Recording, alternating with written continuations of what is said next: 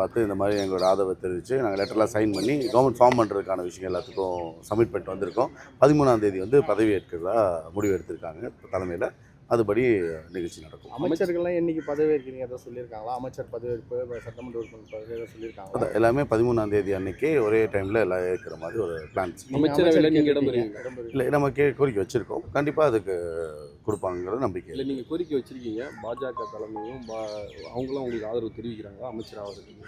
இல்லை, கண்டிப்பாக அதெல்லாம் நம்ம பேசி தான் நம்ம முடிவு பண்ணி வந்திருக்கோம். நம்ம பேசுவோம், நம்ம சொல்கிறத சொல்லியிருக்கோம். கண்டிப்பாக அது நடக்கும். விஜய் ஆட்சி அமைக்கிறாரு, உங்கள் மைத்தினர் வந்து அமைச்சராக இருக்க போகிறாரு, இது அது அவங்களுக்கு வாழ்த்துக்கள். அது விஜய்க்கு கிடைச்ச வெற்றி, மாபெரும் வெற்றி. அதை வெற்றியை அக்செப்ட் பண்ணி தான் ஆகணும். ஏன்னா இருக்கிறதா ஃபேக்ட். ஆனால் விஜய் அவர் எஃபர்ட்டை போட்டிருக்காரு. இது யார் நிற்க வச்சாலுமே ஜெயிச்சிருக்காங்க. அவர் விஜய்க்குரிய அவருக்குன்னு கிடைச்ச ஒரு தனி நம்பரோட வெற்றி.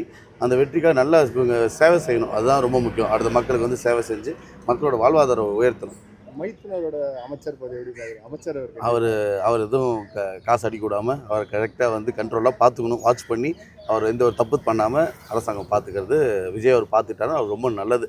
இல்லைன்னா இந்த மாதிரி தப்பான விஷயத்தில் அவர் பயன்பட்டு நிறைய கமிஷன்னு இதெல்லாம் பண்ணி போயிட்டாருன்னா நாட்டுக்கு தப்பாகிடும்.